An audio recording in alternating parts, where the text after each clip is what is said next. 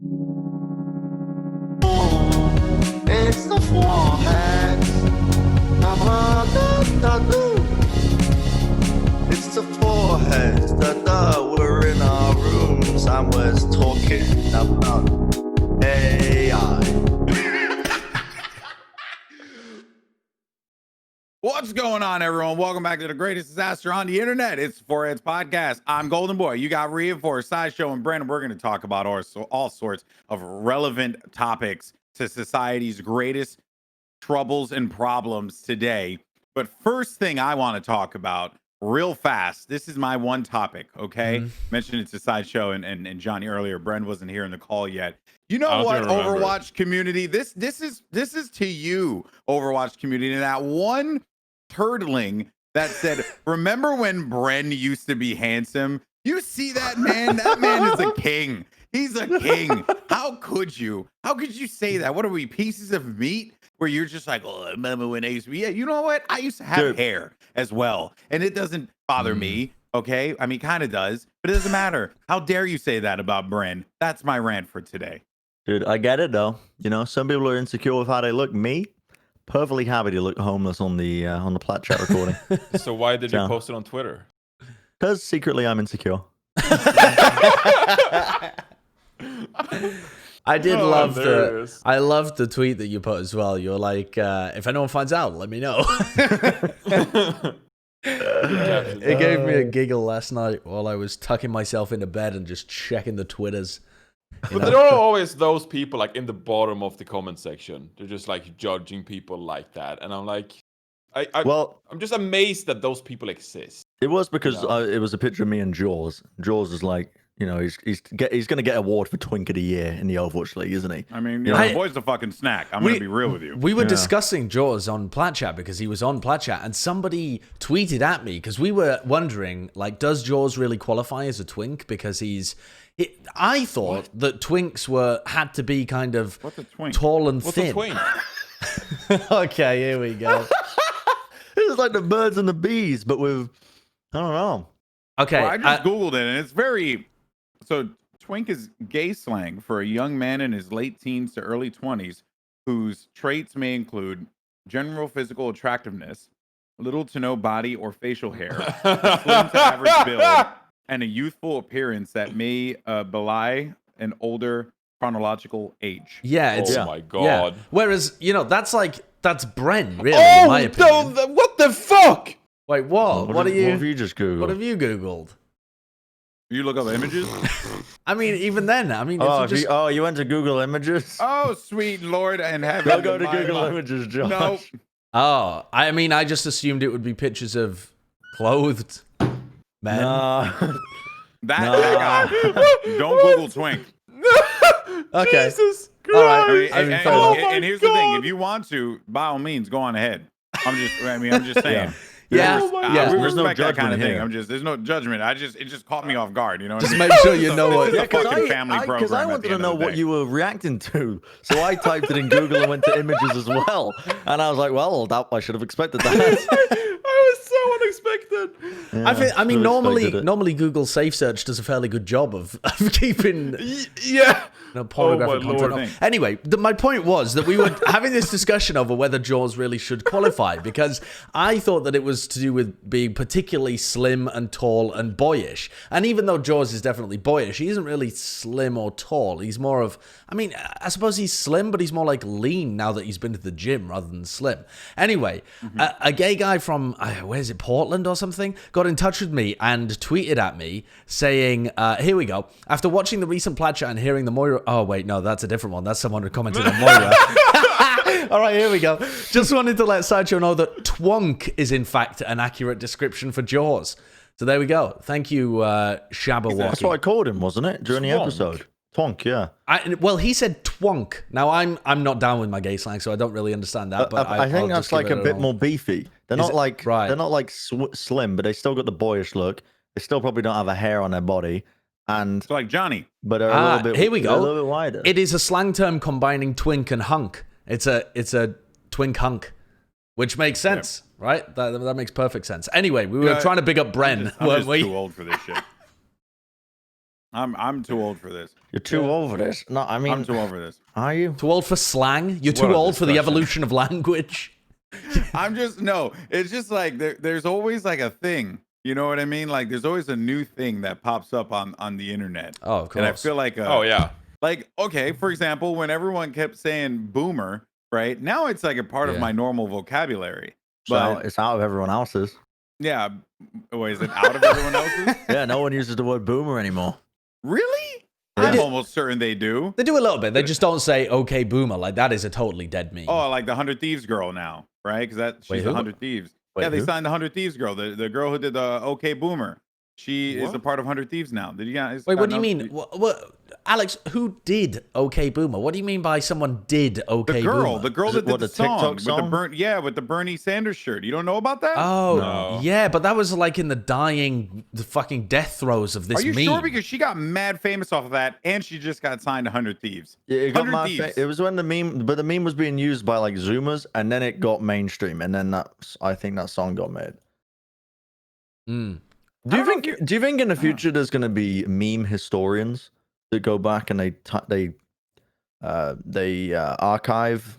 Well, wouldn't that be for like people who learn language, like they know the history of different languages and stuff? There's want me to tell you the history of Kappa. But I think it's not just that, right? Like when we did history classes, we would look at political cartoons, like cartoons in newspapers for certain time periods, and so if the newspaper isn't really the predominant form of media anymore, but it's instead like the prevalent meme of the time, if it's something specific to like, I don't know, like the 2016 Hillary Trump campaigns, I definitely think that like certain like aspects of the meme, like the fucking weird, like Pepe the Frog. What was the thing? The deplorables thing. I definitely think that'll be studied in the future. Yeah, because I mean, first of all, what the fuck were people doing in 2016 with their that was all just dreadful. Well, yeah, and also it because like replaces the political cartoon aspect. Yeah, and people did attach a deplorable thing to like part of Hillary's decline with a lot of the with a lot of like what was it on non-college educated like white population or something like that was like a huge part of that. So I think it will be. I do think it will be researched. I think it will be analyzed for the sake of looking at political like ramifications. I think that for sure, because a lot of those memes are at times like politics driven. And I don't know though if like Harambe is going to be like studied, for years. Yeah, like, but like solid 30 years from now. Like I don't think like the Harambe memes are going to be. Although they did vote for Harambe though in the presidential election. It was like 2,000 people that voted for Harambe or something like that. I saw a tweet recently in my feed that was this image. And it said, it's going to be crazy in 20 years looking back at people dissecting this as like as a cartoon in their history classes. And it's like this, we should improve society somewhat. And it's the little guy in the well that's like, yet you participate in society. Curious. I am very intelligent. and this I think is a great example of like a meme that gets shared around on the internet that does have ties into current societal movements, because it's almost like it's a comic example of the people. It's almost impossible to not be hypocritical in like a first world society in terms of the stuff that you consume and yet advocate for, if you know what I mean. Like you can, if you really try and address every hypocritical factor, if you're trying to do things ethically in your life, you're almost like obliged to, I don't know, use electricity, which is manufactured based on the consumption of like poor labor and bad. I've just had an incredibly scary thought, but finish yours. Yeah, that's essentially mine. Please go, Bren. I actually don't even want to share it. It's so frightening because it might happen. Okay, just do it. The world's already burning.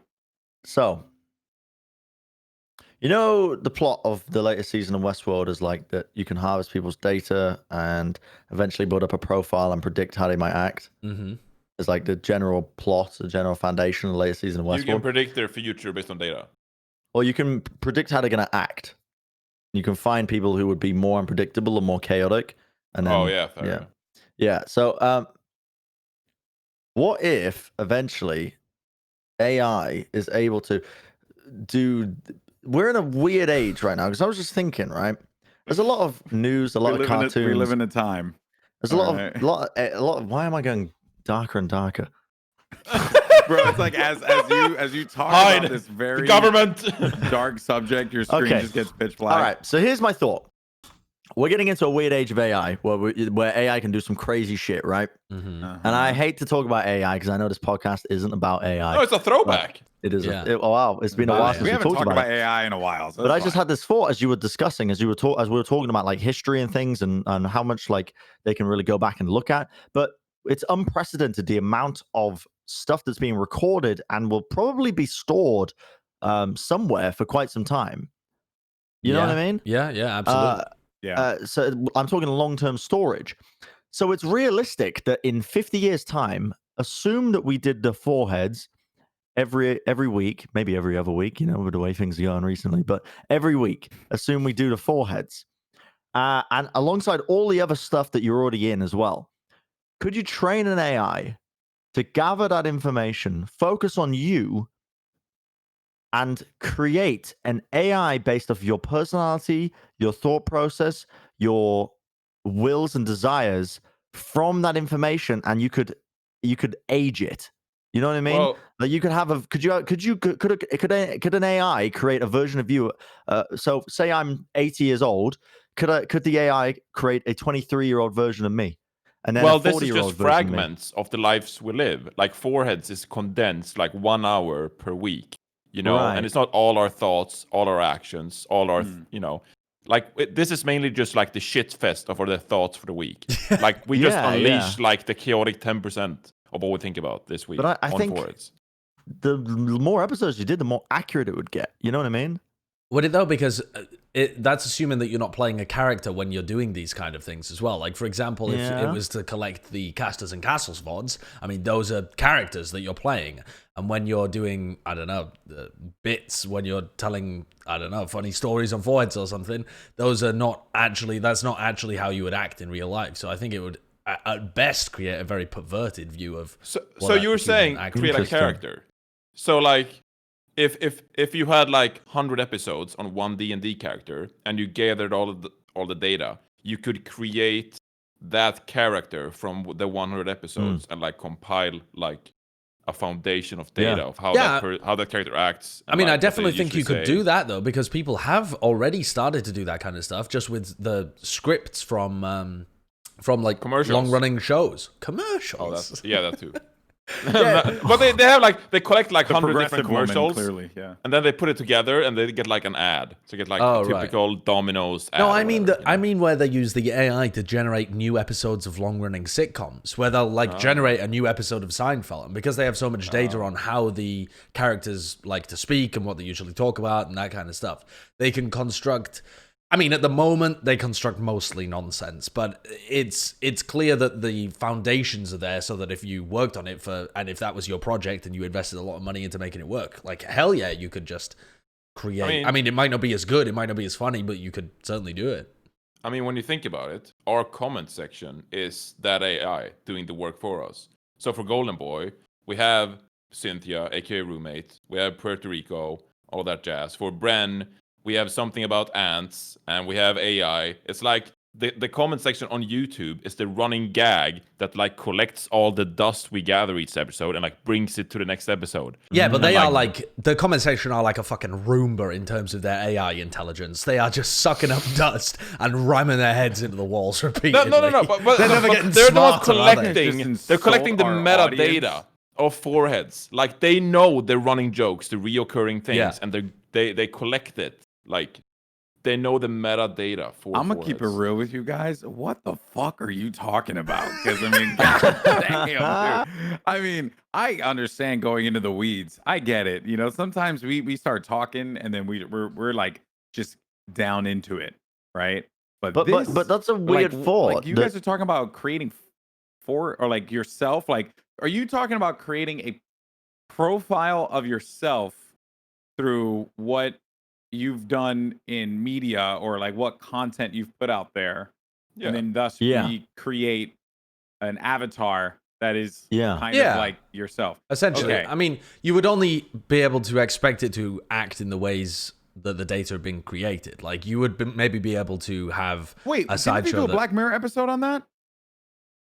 Yeah, they did. Did they? They did do a Black Mirror episode on that. Yeah. It was like, What's that? Oh, you never seen a Black Mirror? I'm not like the biggest fan of it. Wait, but, you've like, never seen Black Mirror, Johnny? But I don't think it's so. pretty. There's some episodes. I don't that watch slap. shows, dude. It's like modern day Twilight Zone. Are you Sorry. familiar with Twilight Zone? I've never seen Twilight Zone, actually, but I have seen Black Dude, Mirror. Black Mirror would fuck you up, Johnny. What is Yeah, it? no, I don't think Johnny's It wholesome explores mind the could handle deepest it. and darkest reaches of what technology could offer to Yeah. humanity. Oh, I think so. When I lived in Sweden, they used to watch like TV episodes or like anime and shit during the lunch break. And I'd walk up there in the office and like what they were looking at, and they were watching this episode, and I guess it was Black Mirror then. Yeah. Of them like censoring and like turning off a person. Yeah, so well, they couldn't interact with the anyone. Was that reason- Black Mirror. Probably, Johnny. The reason that you might not know it is because in Swedish it's called Svartspiegel. No, shut up, dude. No, obviously they were watching the freaking Netflix or whatever it was. You know, like I don't know, downloaded it or something. Svartspiegel. Like that. Oh my Is god. that, is that Black Mirror? So there was a Black Mirror episode about this very topic where like the woman had it was a married couple and the husband passed away and the woman like found, or the wife, it's not the woman but the wife found out, I don't know why I was so specific, found out that there was like the service that would give you a lifelike version of your like husband, but the thing was is that like it started, oh my god, it started like where the doll looked like a normal doll, and then it started to become more and more and more like her husband, but it was only downloading stuff from social media, so like tweets from Twitter, Facebook posts, Instagram posts, and just anything that was like public. So like the range of knowledge of this person Oh shit! was, like, Yeah. Wait, I've really seen that. I limited. don't think that was Black Mirror. Was it? It was. almost It was Black certain Mirror. it was Black Oh, was Mirror. it? Yeah, I've seen what that was episode the of it issue? then. She was like, Well, the issue was that it wasn't him. Like Yeah. right, but there was there was like something that it did, and she Well, I was think like, it was supposed to be designed to deal with grief and trauma, Yes, right? But that's what it was, yeah. didn't help. It was like the Uncanny Valley kind of effect where she ended up feeling grossed out, I think, wasn't it? That she was because like, she also had sex with the robot too. She had sex with the robot. What? why not, Spoiler. dude? I'm Why kidding. not? I'm telling you, in the future, everyone's gonna be doing it. that's how Brent everyone's- justifies everyone's just doing it right fucking now. You mean electronics right now. everyone's- Okay, everyone's doing it with robots. Okay. Yeah. So that's why he has to keep That borrowing would be- Seth from his room as he just fucks vacuum Wait, cleaners. what? Imagine, What the fuck would you just say? imagine if you're like in a long distance relationship though, and you can like go into like a VR world and you just start fucking a dummy, and you're Wait, both like didn't they? you're They didn't also they- had a Black Mirror episode of that. you're on the about that opposite sides too. of the world and you're having sex with dummies. Wait, really? Yes, Was the it a- fighting game. Was it a Black Mirror Oh, episode, or was yeah. this something else where it was like there's maybe this was an actual product that was created, I can't remember, where you would touch something and your imprint into it, like your handprint into this material, would push out the handprint on the other side miles away. So these two pieces of technology are connected, and they have like, I don't know, just for the sake of argument, let's say they have some like ferromagnetic material that when you push into it, it imprints your hand on the other side. So if you pushed a finger into this material, it would pop up with a finger on the other side. Which, and if you position yourself in a particular way, Exactly. finger. But includes how would you push back so you can make a repetitive motion? Yeah, I'm how not- would that work? I'm not. Well, for example, purely for example, if you pushed, let's say a handshake, right? If you pushed a hand Why do you into think it, about that? then as someone else gripped the hand, it would detect the pressure on the hand that had been created. What happens and though if I transmit that. squeeze the hand? What happens If you I squeeze the hand? if you and it actually squeeze the breaks it? hand, then the stuff wrapping around the other person would squeeze as well. Really? So Like then that's what how you can that's in theoretically say is theory how it would work, you can right?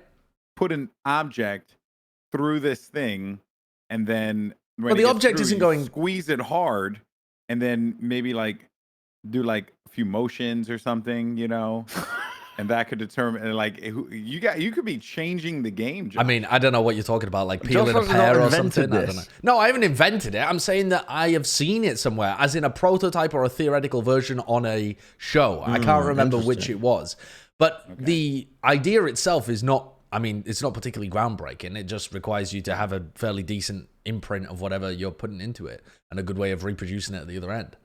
But there was a Black Mirror episode about what you said, Bren. Yeah, but they were like, it was VR, and they were going into a fighting game, and it was like, they were going instead into a of fighting it game being and physical, that they could have sex. Yeah, it was going into their minds. Yeah. Wait, so there was no like destructive damage from fighting?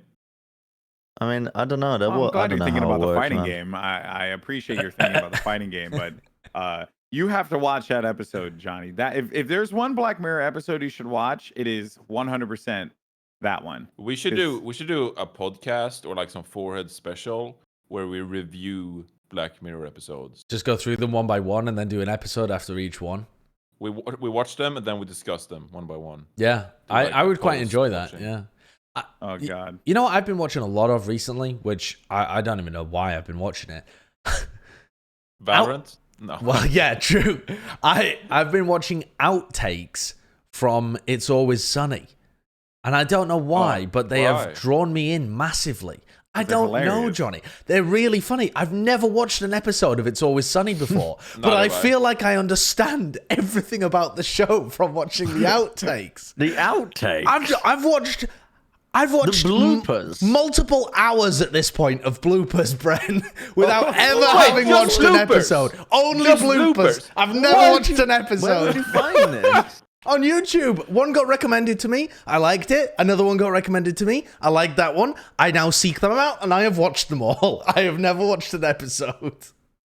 Well, you should watch the show. Why did you like it? Genuinely one of the funniest shows. Yeah. What did you like about it? What I loved about it, Johnny, is because the show itself is set up so that they have a script, but all of the actors, the comedians themselves, improvise as they're doing it to try and make the written script even funnier when they're in the moment. And seeing that process happen is even funnier when it cracks the other person. It's like watching sketch comedy or improv comedy. It's basically like watching improv comedy where they're happy for it to break down into laughter. There's just something really pleasing about watching the people participating enjoying the creation that they've accidentally made. So is that the entire premise of the show? Is that it's supposed to be kind of, non-scripted, and that's why it's funny? Or is it still a good show? It is scripted. I don't want to as far as I'm aware, as I say, I've never watched a single episode. But as far as I'm aware, it is scripted. But when they deliver the lines, they add little bits onto the lines. They don't deliver them exactly as said. They try and embellish them a little bit or change the delivery of them just to spice up each take. And so seeing that end in hilarity is even funnier than the end product, I think. Not that I've ever watched the intended end product, so maybe that's really good too. I think you should watch Always Sunny. There's a series of episodes called Charlie McDennis that are by far like the funniest things I've seen on TV. Like there's some really funny things on TV, don't get me wrong, but the Charlie McDennis episodes are great because it's like a running gag. It's a game that they make up, and they're just so obnoxious about it. And it just gets more and more and more ridiculous as time goes on.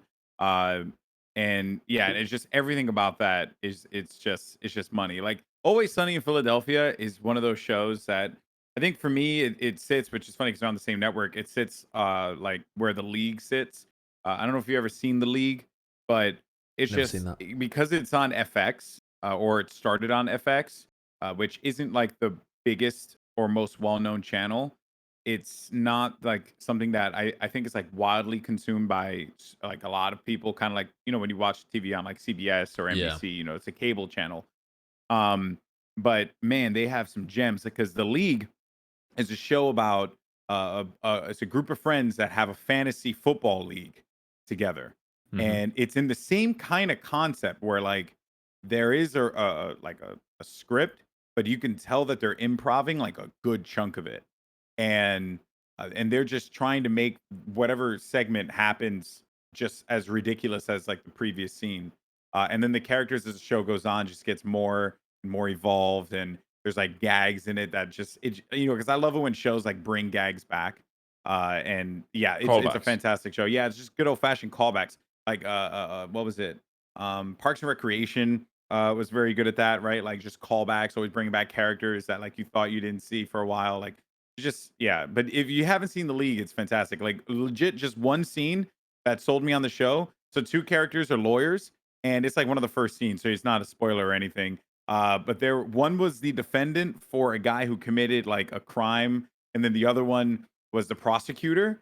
And because they were friends, they like walked in together, they chatted, and then they were like, okay, if you give me this guy, and they're fantasy football league, he's like, if you give me this guy, we'll let you he'll go to jail for like, I don't know, 4 years. And then the guy's like right there, like listening to them negotiate this thing for a freaking fantasy football player, and he's like, but yeah, throw in Terrell Owens, and you could be out in 2, right? And then like it just keeps like exchanging, and then the guy's just like, wait, what? And then they're like, okay, great, deal. And they shake on it and then leave, and then the guy's in the room, he's like, wait, what the fuck just happened? I'm going to jail for 2 years. I mean, this guy got Terrell Owens on his football team. What the hell's going on? So it's just like a really, really good show that I would strongly suggest people check out if you haven't watched it yet. I love like stand-up comedy, and I love watching like comedy podcasts, but TV shows, I just can't do it. It's like Parks and Recreation. That's like my whole thing. The American, The Office, can't do it. Never Seen, Always Sunny. Tell you what I really like. Can't do it. I really like British comedy TV panel shows. Yes. I've been watching so much of that recently, actually. Give me an example of one. I haven't watched it recently. QI is my favorite. Okay. Yeah, QI. Is it on Netflix or This is a rabbit hole. No, it's on YouTube, I think. No. Okay. You'll be able to find episodes on YouTube. I love British TV, actually. I'm a big fan of it. Like, I've always mentioned IT Crowd or... this is like the classic. I don't know. It's like I think it's a British invention. The panel show? Yeah, like a panel show. They get a bunch of comedians around and they're just playing off of each other. And they record for like 4 hours and they usually get down to like 30 minutes or an hour worth of usable stuff.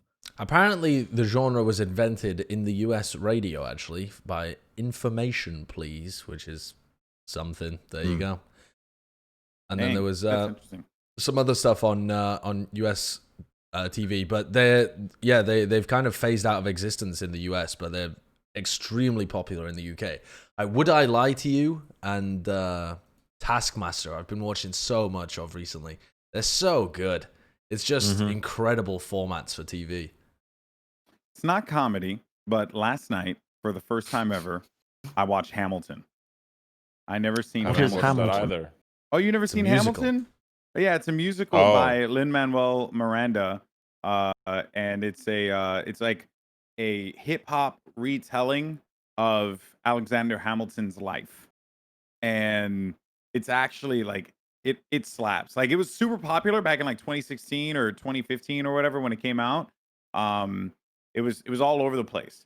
And then typically, like, what I would do after I watched something, I would go and actually research on the character. So I researched a lot because, like, I Alexander Hamilton, like, isn't someone you hear about all the time because he was the Secretary of Treasury. He was the guy who created the Coast Guard and the guy who made the U.S. National Bank. I mean, no one outside of the U.S. will have ever heard of him as well. He's one of the founding fathers. I have no idea. He's one of the founding fathers of the U.S. Yeah, he's one of the founding fathers. He's also like he was a freedom fighter, all that stuff. But what was just interesting about it was that, like, the actual songs and stuff, like, I don't like musicals, like, at all. I'm just not a musical person, and I've tried. I think the closest I ever got was High School Musical. I used to see that with Cynthia, my roommate.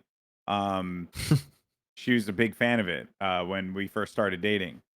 That was it, never really got into musicals at all. But this one like was really, really good. Music was phenomenal. Like, the singing was great. The lyrics were great. Like, it was just different. It's on Disney Plus. You should check it out. It's actually, I just feel like that's my, I think I've only seen one musical in a traditional sense. And I think it was West Side Story. Oh yeah, that's a good one. Because I had to for drama. I took drama in school. My drama class was filled with, I don't know. I liked it, but I felt like I could get away with bullshitting a lot. Did any of you guys do drama? I didn't know. No. Yeah, My school didn't have the budget. I got A's by talking out my ass. Whenever it was essay time, I would just fucking on a piece of paper and just dribble out nonsense. And I would get top marks for it. Drama, I don't know. I feel like with acting, it's like either you got it or you don't. There's some people that are very talented at it straight away, looking at them. And I feel like practice can only do so much. You know what I mean? I don't think that that's true. You don't think so? I think that's like viewing people with a great skill at something as just assuming that they had an innate talent at it at the beginning. No. But yeah, I think they've done. I think obviously it takes work on top of that. But when I was in drama class, you could just tell. Like I remember the like first thing when you're asking people to do it. Some people just don't want to do Give me it. a sec. Be right back. Oh, well, of course. Yeah. I mean, some people are not into it, but... No. But I mean, they intentionally chose the course. Oh. But they're just like, they're just not, they don't have it. Yeah, and I know what it is. And if you don't have it, you're not getting into my show. Yeah, I don't know. I feel like that's true on a certain level, but it's definitely a skill that can be taught and refined and developed. I don't think that the great actors and actresses just pop out, and just as children say, putting on Oscar level that's with performances. everything. That's Bren, with everything. Maybe you were really good, and that's why you got top marks, and you have a gift, and you didn't pursue it, and instead you're spending your time in a dark room looking like Trunks, talking about random bullshit on the internet. I did pursue it though, in a way. Like I perform. Yeah. On a stage sometimes, not recently, but every now and then I would, and I've got the Brito Maker, the personas coming out, and to a degree I do. But then I think about how you act. I wouldn't say your acting is top tier though. Yeah, it's really bad. It's not top tier. Maybe No. Exactly. Maybe so your why was I teacher getting was top marks? I think your teacher was just an idiot. No, she was lovely actually. My teacher was lovely. Don't What say was that the about sample her. size? Being lovely Goldenboy. doesn't mean that they're not an idiot. But she seemed true. quite switched on. I don't I'm appreciate pretty you lovely, talking about but it like that. I'm an idiot. I think you're an idiot. So there you go. It's quite interesting the whole concept of being innately skilled with something. No, I'm still hung up on this idea because I understand what Bren means, that some people just seem to have this skill for. I think it's a subconscious genetic thing where they can easily pick up on very tiny details that some people can just do it. They can like high levels of empathy, and they understand. Yes, like, and they can in their minds they can movements. see what they need to do and how they need to act and how they can like the very micro movements that happen in facial expressions, things like that, your body language, and they can apply all of that in an instant to convey what they want. I don't think it's completely like black and white though. Like I feel like you can have a little bit of genetic talent and take it a long way, because I think we often dismiss the character growth we do in our younger years, like when we're really young, like 2, 3, 4 years old, maybe even until like 8 or 9 years old. Like we do a lot of characteristic learning in that time frame that we don't have memories of, or that we don't really think about as times where we learned how to socialize, how to, whether we were like good or bad liars, or like all of that like primitive stuff. And so if you have a good childhood and a decent amount of talent, that like leads into a career in your 20s, like way later on, and you don't really consider the youth factors as much because you can't remember it. Also, like I'm really tech savvy because I started out with computers and electronics when I was super young. Yeah. Yeah. That's part of the reason why. Yeah, I mean, a lot of people that are actors when they grow up later have parents that kind of got them involved in that kind of stuff from a very early age, so that you learn that kind of stuff right from the beginning. Have you guys ever heard about the Polgar sisters? Who they're chess players. They were the best female chess players of all, or the eldest sister was the best female chess player of all time, because their father. Like Botez? What's right? Oh yeah, Hungarian chess. The Botez sisters. Yeah, were they Hungarian? I thought they were Polish, but maybe Hungarian. This is Hungarian chess player. Yeah, then the idea was that their father was a good chess player. I'm not sure how good, but he decided to conduct an experiment from when they were really young to prove that you could take anybody and turn them into an absolute elite level talent at some skill, and his skill happened to be chess because he could teach it at an elite level. And it wasn't really to do with your genetics. You could it was a product of how you were taught. If he wanted to prove that, he would have taken a child from another family. Come the fuck on! Who's giving their small children to a Hungarian chess player to train? No. What I'm saying, like he could teach them, but because his children had his genetics, of course they're going to carry on some of that biological. What you think? No, I don't think that's true. That's for chess. But you share some of the logic and stuff. I don't know. It's like saying that I will be good at truck driving because my father was a truck driver and was one of the best in New York. Like, that's not even a thing. That's one of the best truck. I mean, he was. You might generally amazing things. Like you might generally be maybe more intelligent because your parents were, but I don't even know whether that holds up statistically. I think maybe you have an advantage. You think a child is born and they the God rolls like the D20 for personality and skills, It's completely random. Is that what you're saying? No. It's the opposite of that. I think it's like rolling a D20. It's like charisma, bro. Go. No, but I think it is, GB. Hold on, I just want to say this real fast because we think I with my roommate, I think about this all the time where we're like, if we have a kid, there's like a high problem. There's like a 50% chance they could become a psychopath. So like that is actually like rolling the D20. What the hell are you talking about? Where do you get these odds? odds? Something you could do. It's like it's 50-50. Either they're crazy or they're not. There's no middle ground. No. That's you being a good parent. You cannot just if you're someone is a putting bad a lot of parent, stock in my parenting that I don't even know I'm capable of doing. You don't think so? You don't think that like wait, where did this psychopathy thing even come from? What the hell are you talking about? No, because what I'm saying is that like you can't control like 100% how a child grows. No, but probably 80 or 90%. A lot of it. I don't even think it's that high. With great parenting, you can make a big difference. Like social skills, like early on, at like age of 2 and stuff.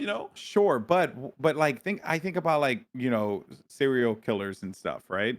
Like there's some people that have had their birth. No, I mean that have had good upbringings where their parents were good or something like that, and then like something in their head just is there. Yeah. So what you think you're a serial killer?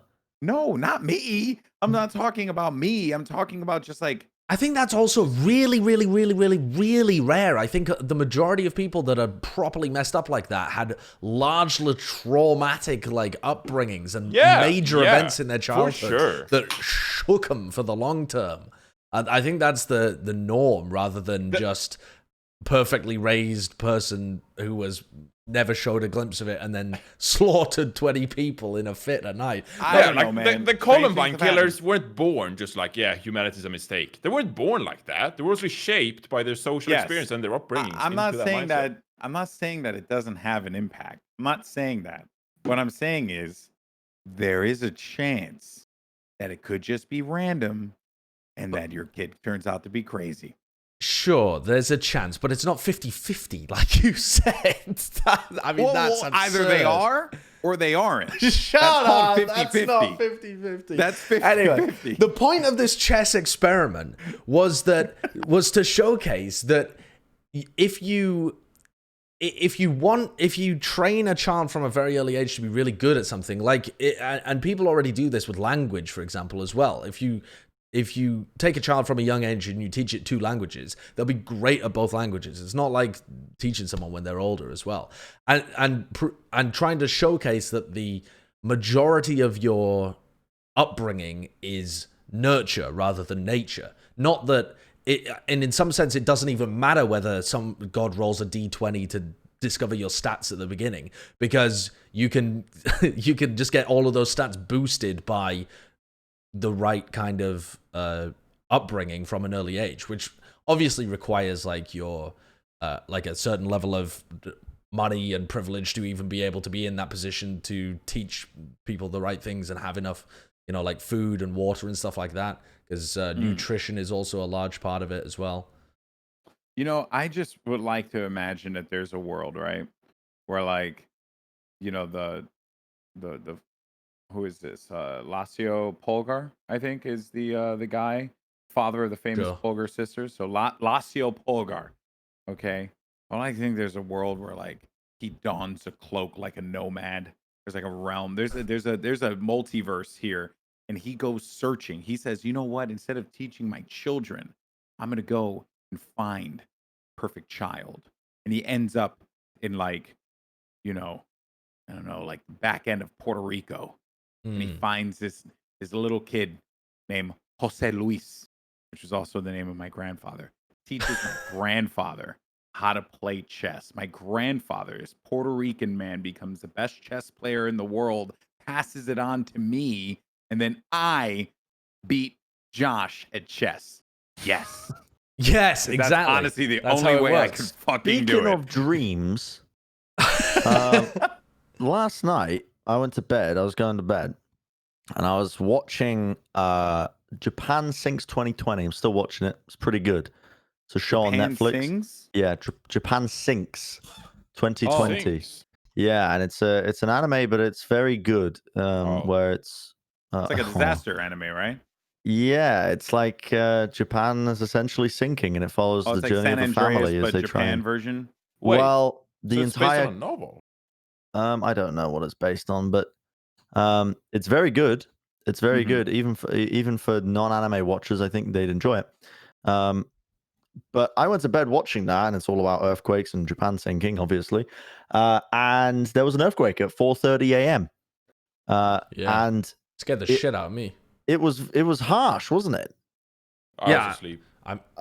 Really? You didn't feel it at all? It didn't wake you No, up? I wasn't. I just slept through it. It happened about 10 miles away from us, and it was in the San Fernando Valley, so I don't know whether you would even have felt it particularly at all. When you're south of the valley, it's you don't really feel it. I don't think you feel it that much. But because we were so close to it, holy fuck.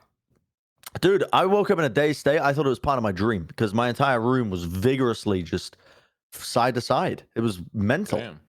It was a long one to as watch well. that anime? Yeah, I'm going to continue to watch it. Was it long? Yeah, it was a very long one. It wasn't just like a quick, abrupt thing. It lasted a long time. Maybe What is a long time? I think it was like, I mean, I don't know, because I was in a dazed state because I just woken up, but it felt like to me like 30 seconds to a minute of constant, like, That's a long time in earthquakes? Isn't it? I thought that was quite long. Are we what, Johnny? Aren't we in store for a big one in LA? Well, so someone in my chat was saying this because I was explaining the same story on my stream earlier, and they were like, you don't need to worry that much. Like, you're much more likely to die from a car crash than you are from like the big one, I suppose. And they also said that lots of little earthquakes like this are actually quite good for the fault. Where it relieves pressure for smaller earthquakes. They had those reoccurring ones last year when we were in Atlanta. They had two in LA, I think, back to back, like within like 2-3 days or something. Yeah, I remember. We could very well have stronger ones like tomorrow or like, I mean, Yeah, there was a couple straight afterwards as well. There was a couple of aftershocks straight afterwards, but yeah, I mean, yeah. Well, I actually had as long as they're nice and small. I mentioned this on stream. So, my neighbor randomly, like I was in my office, I was editing like this video that I was going to put out, and my neighbor just knocks on my door like aggressively, and we don't talk to anyone in our building like at all. I don't really like people. So she knocks on her door. Funny enough, because Cynthia's all like, "Oh, I want to meet our neighbors." I'm like, "Nah, fuck out of here." So she knocks on the door, and she's like in her pajamas, and I was like, and it was still a little early. I was like, "Hey, what's up?" She's like, "Did you feel that shake?" I was like, "No." She's like, I just felt like the craziest shake. Like I just saw stuff in my living room just moving around. I was like, "What?" Now, granted, we're right next to a train station line, so like there are times where you'll see like a subtle shake because the train, like especially if the train's going fast or express or something like that, you'll notice it. But the way she explained it, now her living room is attached to our bedroom, and no one was in the bedroom, so like we didn't experience it. But even then, like I didn't even like notice it. And you know, it was like, yeah, we didn't feel any of that. And she's like, oh no, I just thought like, how crazy is it? Like all those people in California just had an earthquake, and then we have one here in New York, and I was like, the COVID and everything else, the world's ending. I was like, it is. I don't know what to tell you. It's pretty bad. Yeah, no, that was just weird. That like, and it also goes into when we had an earthquake in New York years ago. I missed it. I was so mad. It's pretty rare, right? It's super rare. I was in the train, and then I had just gone above ground, and I was around like the Upper West Side or something, getting like going to go see a client, and everyone was like calling me. They're like, "Oh my God, are you okay? You're okay? We didn't hear from you.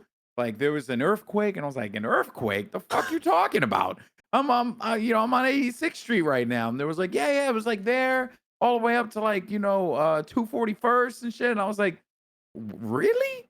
That's crazy." And everyone was freaking out. And I felt like I was the only person in New York City that didn't experience this earth. I don't even remember. It was, look, man, earthquakes don't happen in New York. So when they do, all of us Hispanics, we lose our damn minds. I mean, they would in the UK They get as the well. rosaries out. They start doing the Espiritu Santo. They start doing all this stuff. It gets crazy.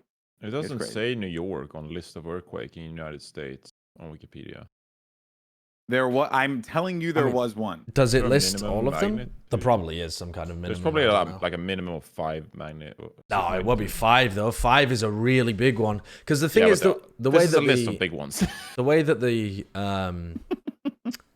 way it works is like a logarithmic scale, right? So it's 10 times bigger if it's one more on the scale. Mm-hmm. That's crazy. So dude, earthquakes are like there's no you're not on a tectonic plate. There's a fault line though that runs through New York. There's a couple of faults. Yeah, I think so. Yeah, there is a fault line. Mm-hmm. Huh. It's always like the talk that if there was a really big earthquake, like half of Manhattan would sink, and which honestly, like, probably isn't like the end of the world. Like if half of Manhattan sank, and it was like Times Square, I'm like, I think we can get rid of that. Puckett would die. He's got a new esports show going out of Times Square. Oh yeah, never mind. Times Square is okay. Let's keep Times Square going for a little bit longer, just so Puckett can live. I woke up really abruptly from that earthquake, and it made me think about being woken up when I was a kid, being woken up for certain things, because I've been trying to get up early in the mornings as well. Like this morning, I tried to wake up because I wanted to stream earlier on. What time? Well, I tried to wake up originally for 9, and then I went to bed at 2, so I decided to wake up at 10 instead. That's not early. That's not particularly early, but it's early for me at this point, especially after years of working in esports where everything happens in the afternoon, so you never really have to wake up that early anyway. Yeah. And I thought back to like when I was a kid, I would have to wake up for school, and I would always, like, I've just always throughout the entirety of my life, I have not been a morning person. I've hated waking up on mornings. And my dad would come into my room, and he'd like shake the bed a little bit, and he'd be like, "Josh, it's time to get up." And I'd be like, "Yeah." Earthquake! He'd come back in, and he'd be like, "Josh, you got to get up now." And he used to threaten me with water, but he didn't want to throw big things of water into the bed because then the mattress gets really wet, and it's kind of like it would then be his job to dry it all out again. So instead, he would dampen a flannel. He would get a flannel, like a really small piece of towel, and he'd get it sopping wet, and he'd threaten me with the wet flannel. He would call it like the wet flannel, like add the article in front of it as well. And he would whip up the duvet and start just slapping this wet flannel on me. So I'd just be like damp all over my body in patches. That's the worst. Yeah, it was dreadful. And you've got this, like, you're all nice and warm and snuggled up in your bed, and suddenly you've got the cold morning air coming in, because I'm going to school in some, like, nasty temperatures in the UK, and my parents, they didn't want to put on the heating on a morning. No. And then you're getting a cold, wet flannel just slapped onto you as well. Not slapped, not in any sense to do, like, harm, but just to make you wet. And it's horrible being in bed when you're wet. How did we get here? I don't know. It just made me think of it. Reminded of that. you? It reminded me. Reminded you of that? The earthquake reminded me of being flanneled awake as a child. There are uncomfortable things though. Like what really sucks is mud butt. Have you ever had mud butt? What? You know? What is? It's like have when you shit yourself? Is that are you? No. That's what I thought. It's like when you have swamp ass or something like that, where like it's hot, and then like your butt cheeks kind of sweat, but like maybe you pooed, so like and like we're all savages, so we're not out here using what is it, bidets and stuff, although we should be, by the way, because bidets are the greatest device ever created. That's a fact. Right. Best thing since very sliced good for the bread. environment as well compared to toilet paper, apparently. For sure. So I think about that concept real fast. Like when we take a dump, okay, we're smearing our ass cheeks or the inside betwixt our cheeks with just. It is pretty terrible, yeah. With dry paper. Now imagine you do that, and then you go outside and it's hot. Yeah, I gotta use the wet towels, dude. I use I'm like on some bougie shit now. I'm on the baby wipes. Do you flush that down the toilet though? Because isn't all of that stuff really bad? So then, you just put in waste. No, there are disposable ones. But aren't all the disposable ones also So you terrible? put your poopy ass paper, wet paper, in a bin in the bathroom? Yeah, in a bag, and then I tie it up and throw it out. I don't think I could live with that. Yeah, I feel like that would be pretty bad. I would consciously my day think about the poop Well, bag. I think about like when I would go visit Cynthia's like family in Peru. They don't flush anything down the toilet over there because the plumbing is awful or something. So you guys are just not well traveled. I've been around places where you just don't flush shit. But I hate it though, because I'm always like, bad. what if there's a possibility I open that bin and there's poo and there's someone else's poo, and I'm not ready for that. Dude, that's just life. Sometimes you gotta take that risk. Yeah, but there are ones that like they're like fragment, like when you put them in water. Oh, you don't even have to do that in your I think own that's still home. pretty bad. I mean, not if they fragment. I mean, if they literally dissolve in water, they can't be that bad, can they? That's like wiping your ass with sugar paper. Oh wait, do they dissolve now? Is that a thing? I have no idea. That's what Johnny was saying. Oh, okay. Yeah, because I would get those if like it dissolved in water. What if that was just a like a lie though? What if they were just lying that, oh yeah, you wipe your ass with this wet thing, and then when you put it down the toilet it doesn't dissolve, like, but they tell you it dissolves. Well, then right? then they would have been lying. I don't know what to tell you, but Alex. You People can't really occasionally prove that, lie. though.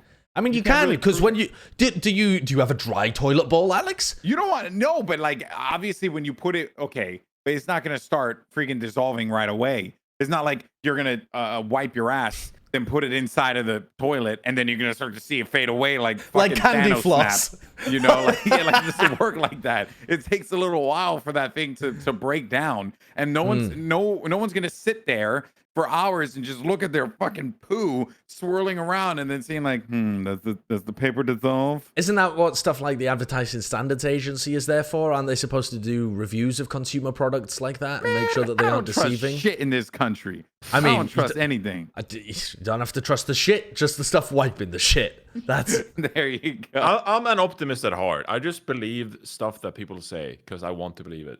God, Johnny, I bet you believe California recycles things as well, don't you? Lord almighty. No, but well, I mean, I just put it in the recycle thing and just act like they do.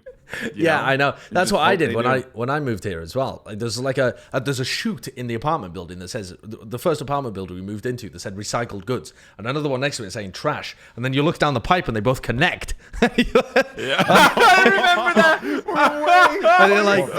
And you're like, wait a second. And trash? Yeah, you're like, wait a moment, what's going on here? Yeah, yo, that's actually they just connect to the same tube and go down in the trash. Lazy ass California thing I've ever heard of. Ridiculous. In my building, it didn't, because they used to get annoyed at people putting like cardboard in the trash and trash in the cardboard. Yeah, we had a separate place as well for cardboard, but there was humanity. Yeah, I in the Altana, that was what happened. The first place that's just humanity. No, but like. People are, disappointing. Johnny, I want to talk to you real fast. On the doc you put reinforce has been cleansed. Oh my God, this week. So go ahead, King. Talk. Okay, let it out. This is how absurd it got. The rest of us are smearing ourselves with toilet paper while Johnny's out here getting cleansed with his spiritual bidet. Oh my God, it's been the bidet great. of life. So this week, for those people who don't know, I just stepped away from content creation and I just took a big break from the internet in general. I did browse social media, like a few posts, as you do. Sure. But I went away from all my habits, all my content creation and all of that. And I just spent it as healthy as possible and just like created good habits. So like every morning I'd like go take a walk and I do yoga and meditate and then just like embrace the sunshine, coming through the windows and just like enjoy it. It got to the point today where I was in bed after like my yoga session. I was just giggling to myself, just embracing life and like the concrete walls in my apartment. And just like concrete walls. No, I just loving life. I felt like I was in heaven, dude. I was just loving life. Hell yeah, it was dude. Unbelievable. And I was like, this is actually what like heaven on earth feels like. It's just like taking in life, And I was so stuck in my content creation habits, my to-do list, my schedule, Reddit, social media, all the social politics, and all that garbage in the world that it just cascaded into like bad habits, where it's like Postmates. I had alcohol every night just to like cope with all the shit I was doing, and it just got like downwards. And I just took these few days off, and I just transformed and like became cleansed from all of that preposterous shit. I used that word too much, by the way, but it's a good word. It is a good word. But like, when you haven't played a video game in like a week and like you forget like the controls for a bit and like you're like, it's like when you take a break from Overwatch for a month, you're like, oh my god, I can't remember how to play Overwatch anymore. Like I haven't, I don't know the controls. I felt that with life. Like you had forgotten the controls. Yeah, I came back today. I had a few meetings. I had to do some rehearsals, and I was like, "Oh my god, I've forgotten everything about what I do for a living." It's like I don't know how to act. Oh, you mean that way around? I thought you meant you'd forgotten how to relax, because I thought that's the way that you meant. Like you took time off and you kind of forgot how to chill. No, I know how to chill. I just hadn't done it in so long that I needed like a few days to really chill. Yeah. Because you had that one day, right, where you just like didn't do anything. Yeah. You did a few emails, right? It's like I needed 3 of those in a row just to like relax from all the shit that was going. Like I was digging myself a hole of just like bad habits and negative thinking, and I just needed a break from everything. But in the process, I just like got rid of all my presuppositions of like what my life was and what my goal was and like what I wanted to do with everything. And I just like could think clearly, and I just forgot about esports and everything. And I was like, were you happier for it? Are you going to go and work in a strawberry farm? I was considering pulling out the Fran, grow some herbs, Beef some farm. potatoes. Yeah. I think that is the ultimate goal. I don't know about you guys, but like if I get 8 figures rich, I'd probably just go like get a farm and like disconnect. 8 figures? Yeah. That's a lot of money to disconnect. You get a lot of money for a farm these days, Josh. Do you really need 8 figures for a farm? But I'd probably be satisfied. I'd be satisfied at that point, I mean, he wants to open a farm and feel good about his financial situation. If you have 5 million, you're like, okay, I can buy a house, like in LA, which is very expensive. Jesus Christ! But like you can buy a house, you're sorted for like the next couple of decades, and like you're good. 5 million you can invest. You're probably like you can live that money of your like the rest of your life. Yeah, but like you should be good for a. You should be good. By the way, if you have $5 million and you buy a house in LA, you're doing it wrong. You shouldn't even. Why are you buying a house in LA? Like go to like Vegas where the property's like mad cheap. Christ, I mean, in Vegas. Sure. Yeah, exactly. Go back to the UK Austin, and become a Seattle. Become a prince. I would buy in Seattle. But you still have that thought of like, okay, I got $5 million, I got like 60 years to live, maybe 70, gotta give some to my children as well. Like you'd still be cutting it close, You're like, how many millions am I gonna have left when I'm like 84? But you realize that a farm is also profitable, or it can be. I mean, I'm not saying that they all No, but then you get work into it. That's not why you'd go to a farm. You'd go to a farm to be self-sustainable and like go live your own life. I wouldn't go there to be like, I'm gonna be the best potato grower there's ever been. Like, but Jonathan, if you're self-sustainable, it requires far less money to live. You don't need money for your retirement if you're self-sustainable. Yeah, true. But that's probably where the money comes in. I'd hire people to work on the farm for me. What? Well, at that point, you're just a fucking farming corporation. You've become the oligarchy. It'd be far less money because it'd only be for me. Like it'd be like 10 potatoes a week. You're just greedy. You're just employing people No. to make money and potatoes. No, because I'd pay well. That's not greed, you know. I'd pay them a decent amount of money to grow stuff only for me and my family. Johnny, I think I get what you're talking about. The problem is that you executed it so poorly that we have no choice but to question how ridiculous the whole notion of. He's like, you literally just said, I'm gonna get a farm.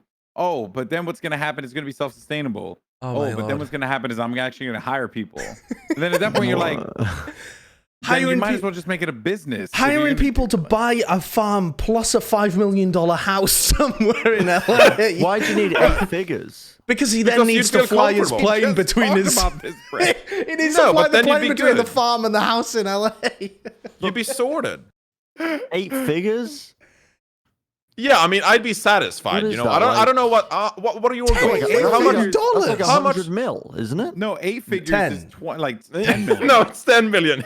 Or God, like, so you know, this it whole could time be we've been 50 or 10 million, 50 million. You know, Yeah, that's still like 8 Jonathan's point, by the way, with his story about 5 million was that ain't enough.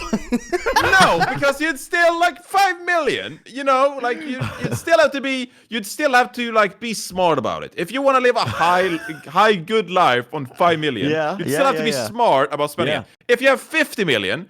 Who gives a fuck what you spend the money on? Yeah. It's like I could buy the biggest tractors ever and just like have a great time. And just, you know. 50 million and you're still on the farm. Bro, 50 million, you could become a fucking duke in Sweden. Do they even have royalty in Sweden? Really? I mean, yeah, they have royalty in Sweden. Dude, you could definitely buy yourself into royalty if you had 50 mil. Yeah. He's still going with $50 million. He's still going to own a farm. Yeah, how does it get better than that? Like, how does it? What would you do? Like, where would you buy? Just like a tower? Like, Johnny, what are you gonna do? You want to live on a farm and be self-sustainable, but you also want a spare 40 mil to splash the cash around. This is like, on one side, you have this real simple life that you're aspiring to on a farm where you grow your own potatoes, and then you also want Lamborghinis and specialist tractors on the side. But, I mean, that'd be a good farm life. That'd be a good farm life, though. You don't need that much Why money not? for a farm. Oh, God. I can see where Johnny's coming from. Sometimes you just want the farm. Sometimes you want the Bugatti, Veyron. You know. But why do you? They're such opposite ends of the capitalist spectrum. Yeah, sometimes you want both. Look, He's crying. He's dead. He's gone. I've never seen him cry like this. It's so stupid. It's so stupid. Oh my God. It's so dumb. Johnny, It's it's absolutely like absurd. everything that you just said just makes zero sense. I don't understand why you would even try and do that.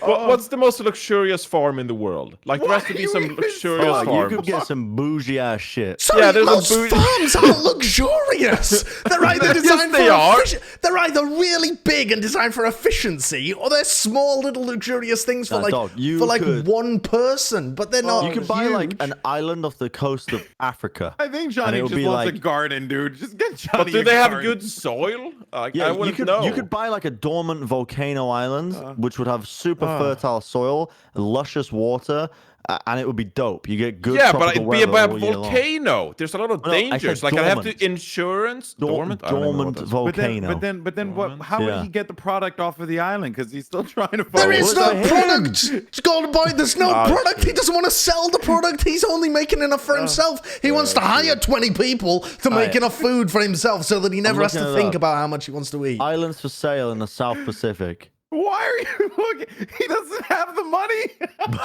I will have one day. One day I will have the money. I swear, if you get $50 million one day, okay, you better be buying an island. Why that? You better delete this podcast because Lord knows someone's going to find a way to take that money away from you. $6 million. What? For an island? For 6 million? It might erode in like 10 years. Oh. That's not I don't good. know. Then you just hop onto I've spent too much time, don't ask why, thinking about what the best country would be to like settle down in. Yeah. Because I'm like, you couldn't really do it by a coastline if water levels rising actually became a problem.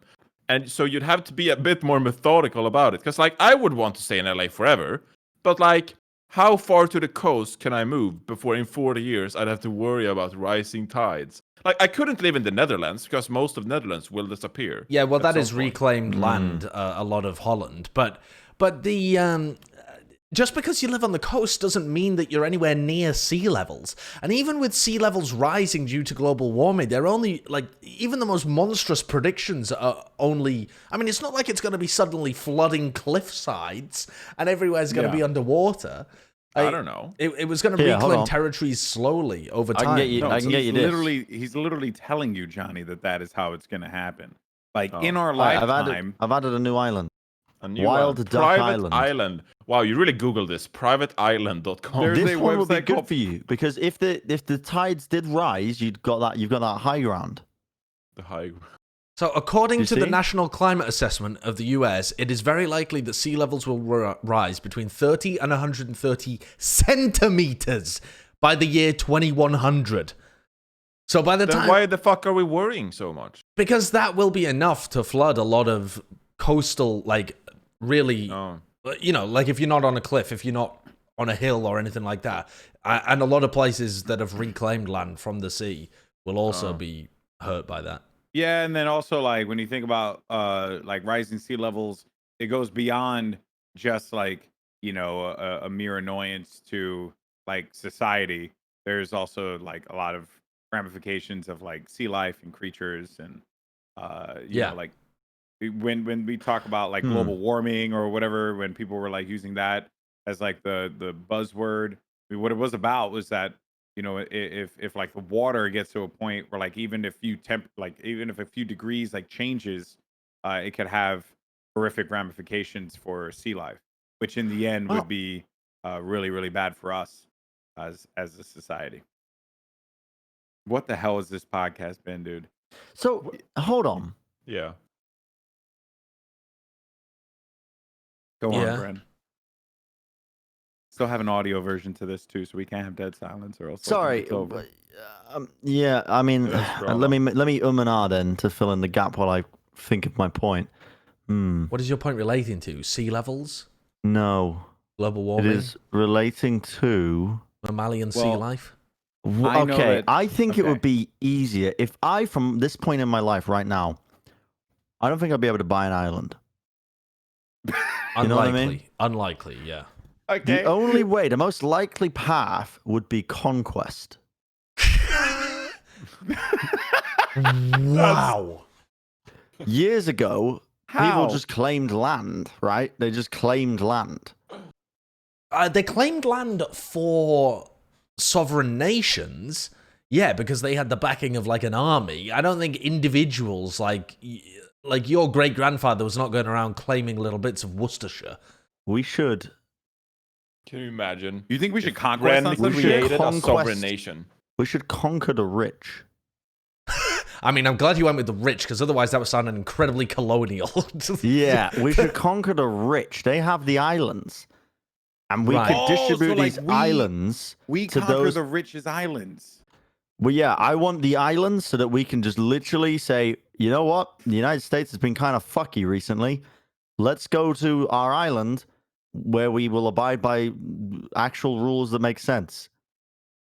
Well, wouldn't you want to start small so you'd accrue like a bunch of small islands that no one cares about and then go for a big one? Pirate nation. Go for some little trash heaps. Thinking. Go for some little trash heaps off the coast of somewhere. Well, isn't there a big enough trash? Would you eventually be able to live on it?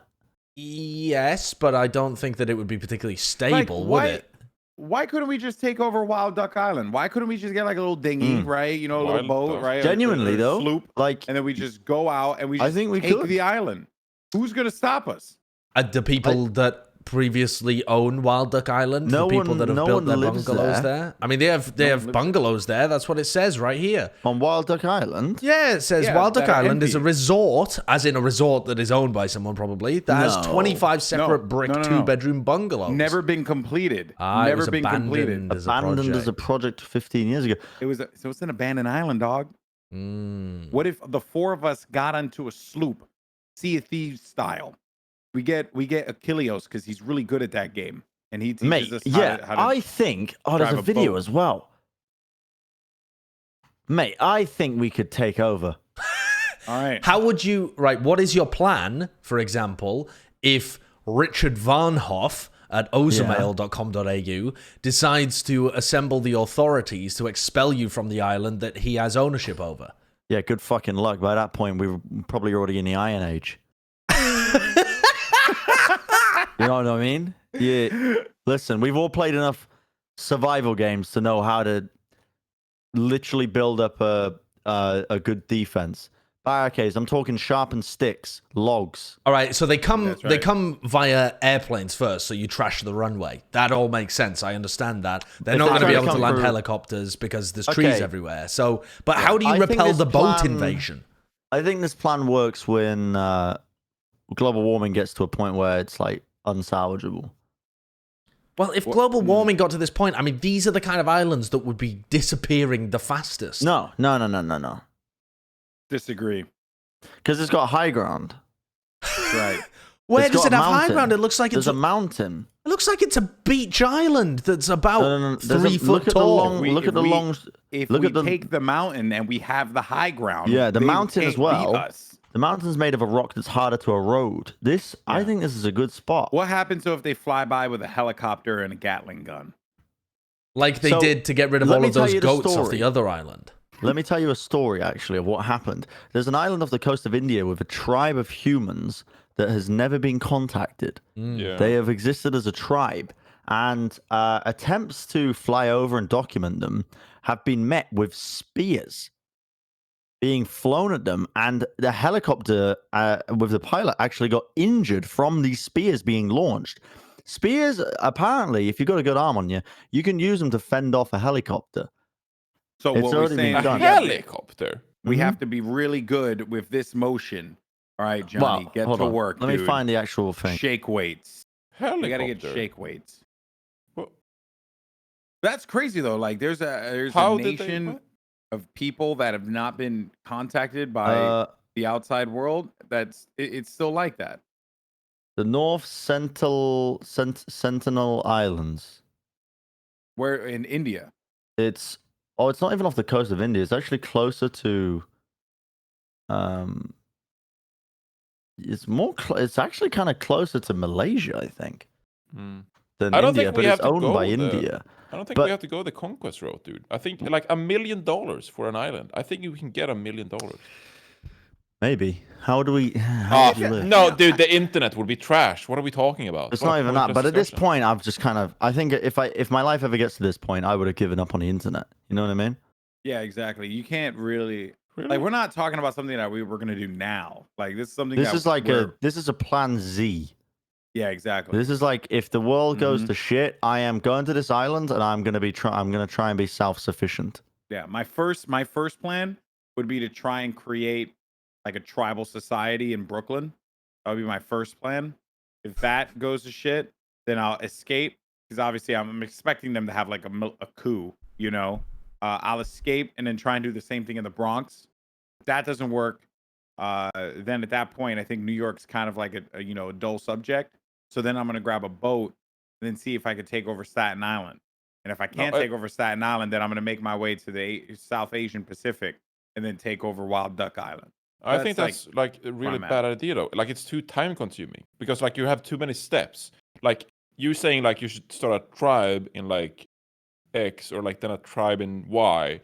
But Yeah. like really you should go to step 4 immediately before anyone else does. Well, I'm So, like, screw the anticipating that tribes, like bro. I Just, like- I will be able to detect whether or not the tribal society would fail within the With the you as a first, like, leader, 3 or 4 yes, it would. within the first few days, you know, like I think like if I can gain public influence in a short amount of time, if there's something that the musical Hamilton taught me is that if you get on top of a box and start rapping really fast about how the British are overtaxing tea, like if you manage to do something like that, you can get a war going pretty fast. What is the platform that you would run on, Goldenboy? Obviously, the British taxing tea isn't quite as relevant to our times, but what is the powerful subject that you would use to split off your own tribe? Whatever that has actually prompted the de-evolution of the United States into a tribal society. I was ready to do this with COVID. You know, if I was like ready, I was ready to go out there, tribe. you know, and just grab a loudspeaker and then just be like the best social distancing tribe in Brooklyn. I'm a global icon. Follow me. That's right. I can't. That's exactly how I sound. Yeah, was that supposed to be Goldenboy or Trump or what? What was there was some weird amalgamation. Only I can solve these things for you. I'm gonna be honest though, saying that you're the best socially distanced tribe, gathering, clan, whatever. The most socially distant is the least bonded. I mean, you're just physically limited by the space that you're in. We are unified by our lack of unification. Yeah, by your distance from each other. He does go for like a brand, you know, like he doesn't try to generalize. He's going for a specific group of people, and so I think that's I know my people. Yeah, I know my people. I know how to get to them. It's like if Johnny needed to go and talk to a bunch of like RuneScape I wouldn't players, go to you. You know, like no, he wouldn't come to me, right? But Johnny would know how to talk to like the underbelly of World of Warcraft raiders. That's true. Do you think World of Warcraft raiders are like? Do you think that you guys are being trained like Endgame or not like Ender's Game, and or War? You guys aren't familiar with Ender's Game or War Games? It's like movies and books from back in the day. Imagine if like there's a thing where like you guys are being trained to learn how to fight monsters through a raid system, and then one day monsters will attack planet Earth. And only World of Warcraft raiders can save us. That's really not a good idea. Lord Almighty, I watched the MDIs recently for unknown reasons, and they wiped enough times that humanity would be completely ended by the final. That was a very difficult task, though.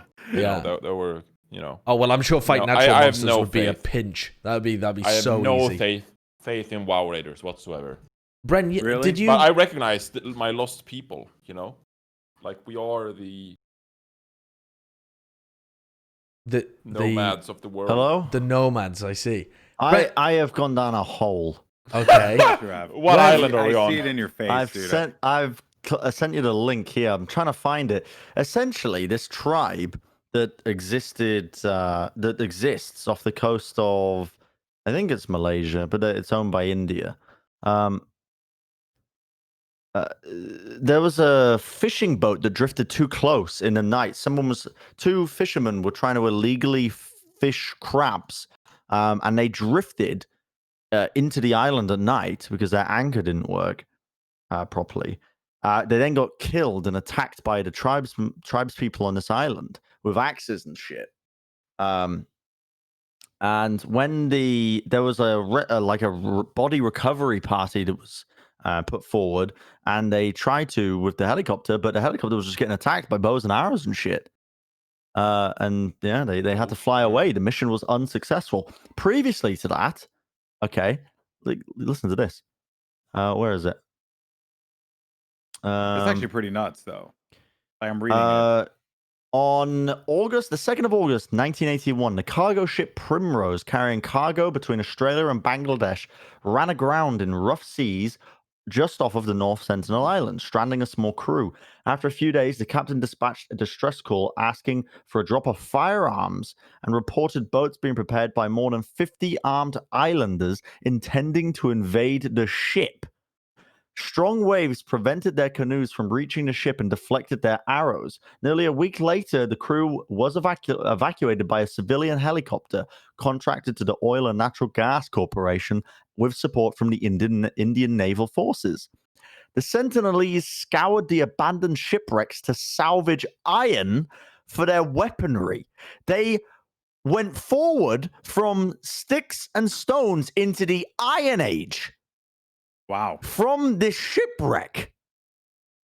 And later on, this is crazy, right? This is the really wild part.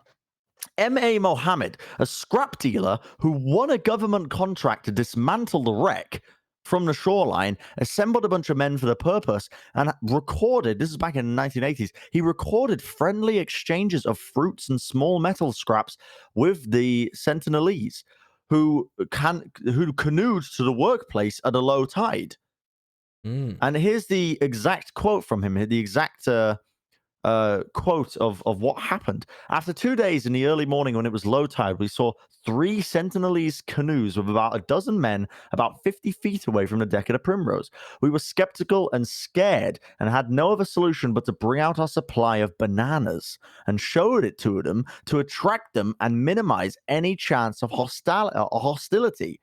They took the bananas and came up on board of Primrose and were frantically looking around for smaller pieces of metal scrap.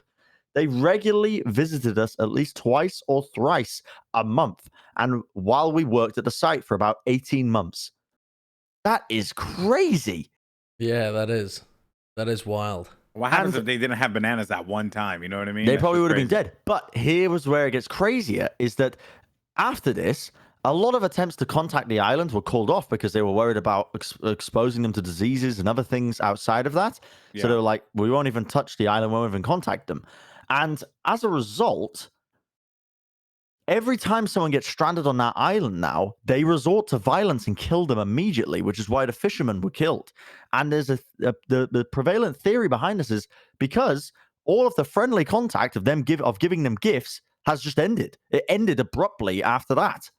So they think that maybe in this tribe's mind, something's gone wrong. And since then, since the friendly interactions have been ended, they just assumed that if it's come to the island, it's bad and we just kill it.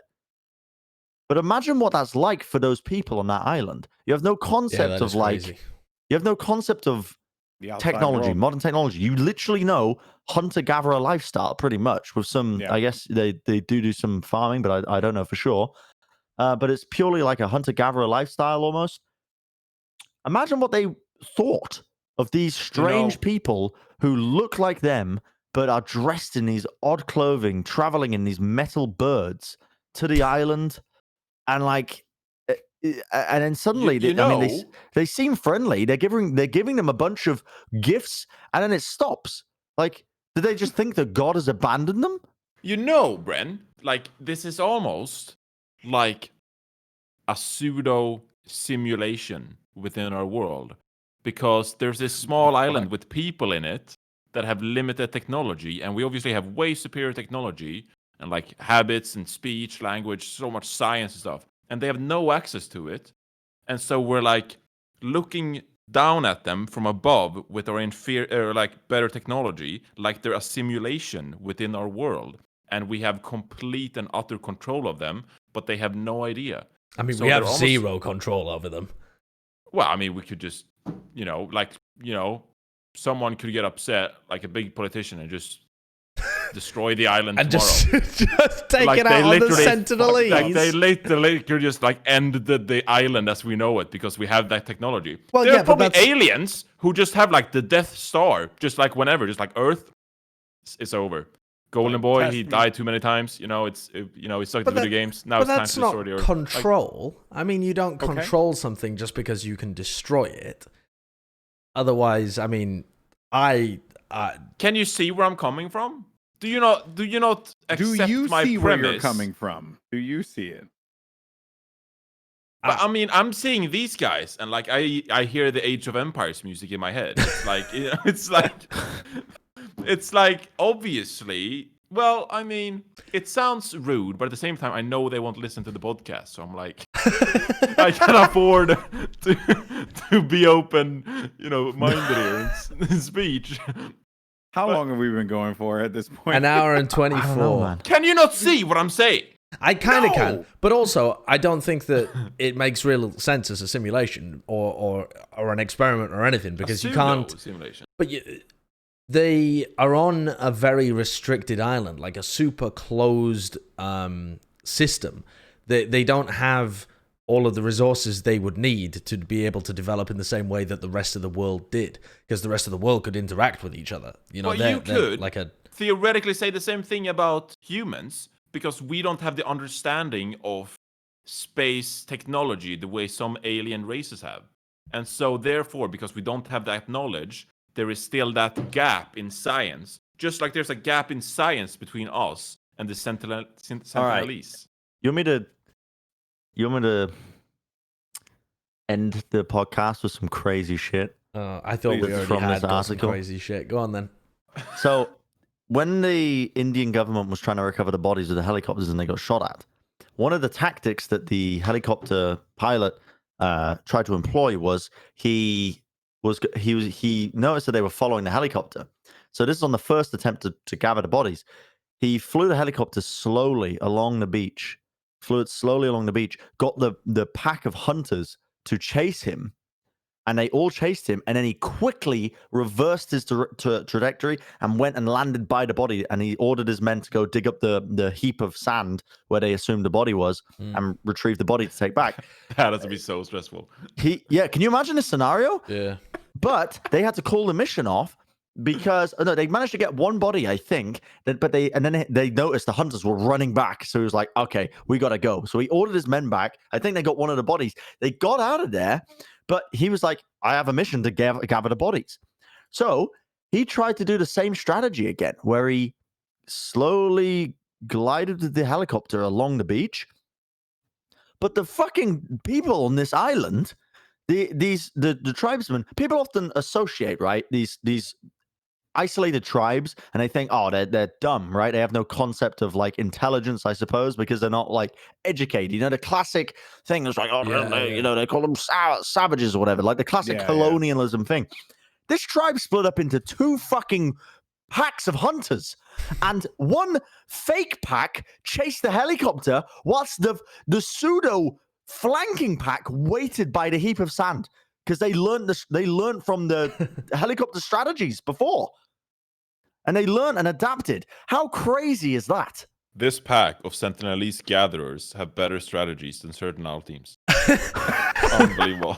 But isn't that almost kind of, I mean, I understand that at first glance it might seem crazy, but isn't that like really obvious that the hunter-gatherers would be better at hunting than the chopper driver? Yeah, I guess. But people, I tell that because a lot of people, I suppose, still have this idea that if you were to take a Homo sapien from 5,000 years ago and bring him into the modern age, like a baby from 5,000 years ago, and raise it, there will be no difference in average intelligence. You know what I mean? I don't think so. No.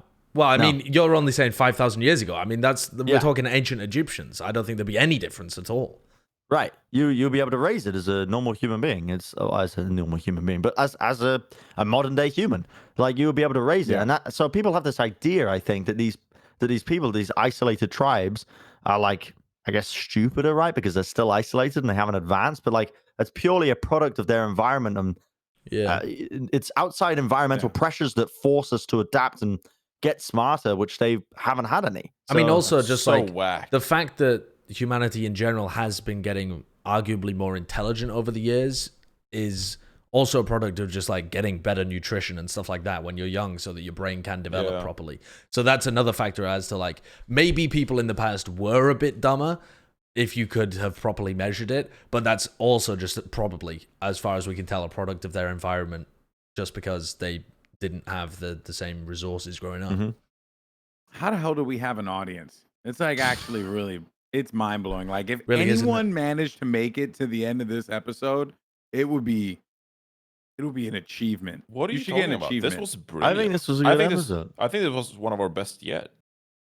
Don't be so down on just, yourself. I'm not down on it at all. I just it's a maybe we record in the evening more. It's been a wild night. Like I don't even know